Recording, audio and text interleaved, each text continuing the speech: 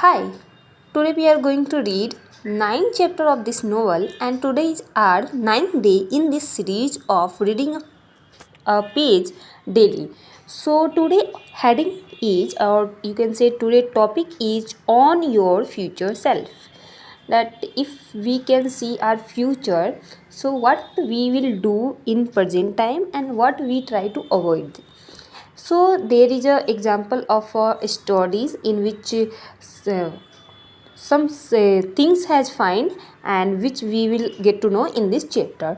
So in 4 studies, participants interacted with the realistic computer renderings of their future self using immersive virtual reality hardware and interactive decision aids. In all cases, those who interacted with virtual future self exhibited an increased tendency to accept later monetary reward over immediate one.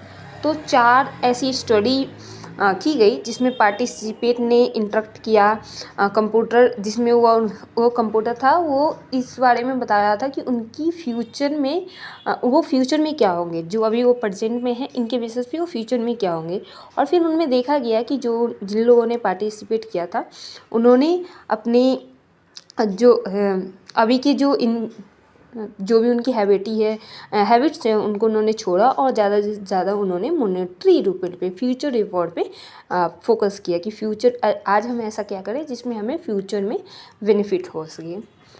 Studies suggest that people who are added with technology to imagine their future self are more likely to delay gratification। उन्होंने delay करना शुरू कर दिया जो instant gratification होता है। In the case of the cited study they are more likely to save money for retirement.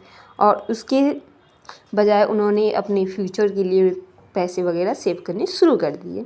This shows that your self discipline is largely affected by your ability to feel empathy toward your future self. If the vision of you 10, 20 or 30 years from now it is particularly vivid, you will have a hard time denying yourself pleasure today so that the stranger in future can benefit। अगर हमारे पास ये हमारे future की picture ही clear नहीं होंगे कि हम future में कैसे होंगे, तो आज की जो भी हमारे ग्रेटिफिकेशन होते, इंस्टेंट ग्रेटिफिकेशन होते, उसे हम छोड़ ही नहीं पाएंगे। टुडे के प्लेजर नहीं छोड़ पाएंगे, जो छोटी छोटी चीज़ों से जो हमारे लिए बेनिफिशियल फ्यूचर में नहीं है, लेकिन हमें एक क्लियर हो अपने फ्यूचर के बारे में कि हम क्या बनना चाहते हैं, क्या कैसा होना चाहते हैं, तो हम अपने फ्यूचर पे उस पर ज़्यादा वर्क करेंगे।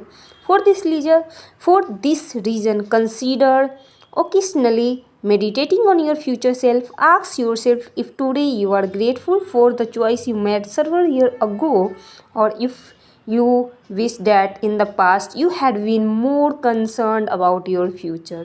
कि अगर आज अपने आप को देखते हो कि आपने पास्ट में जो भी डिसीजन लिए उस पर आपको रिग्रेट होता है, या आप इस बात को खुश होते हैं कि हाँ ठीक है मैंने अच्छा डिसीजन लिया, क्योंकि जो भी हम आज है वो हमारे पास्ट पे ही डिपेंड करता है। Are the choices you are making today choices that are only benefiting the present you but don't contribute to or worse jeopardize your well-being in the future? जो भी आज हम डिसीजन ले रहे हैं क्या वो आज के अकॉर्डिंग है या वो और ज़्यादा वर्स कर रहा है, जेपोडाइज कर रहा है हमारे फ्यूचर सेल्फ को। The person you will become in the 10 years will most likely not be the same person you are today, but it will still be you, and it is in your hands whether 10 years from now you will look back and feel glad you extended self-empathy well into the future, or find that you decided to be a selfish and steal from your future for some fleeting pleasure today।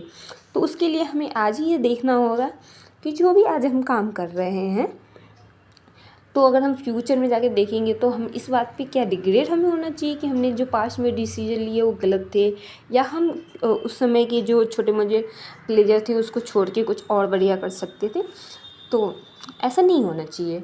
अगर हम आज जो भी हैं वो अपने past की वजह से हैं, हम आगे फ्यूचर में जो भी होंगे इस प्रेजेंट की वजह से होंगे, तो हम अपने आप को देख पाए, हम अपने आप को मेडिटेट कर पाए कि हाँ 10 साल बाद 20 साल बाद हम अपने आप को कैसा देखना चाहते हैं, तो उसके अकॉर्डिंग हम आज वर्क कर पाएंगे। अगर हम अपने आप को ज़्यादा हेल्दियर, फाइनेंशियल फ्री और एजुकेटेड, ये सारी चीज़ें देखना चाहते हैं, तो उसके लिए हम आज वर्क करेंगे। आज से हम एक्सरसाइज भी शुरू करेंगे, सेविंग्स भी करेंगे, अपनी स्टडीज़ को, अपनी नॉर्मल स्कूल कॉलेज के अलावा भी नॉर्मल अपनी पढ़ाई लिखाई को जो साइड बाय साइड होते हैं उसे हम चालू रखेंगे, जिससे हमारा फ्यूचर सेल्फ बेटर हो सके।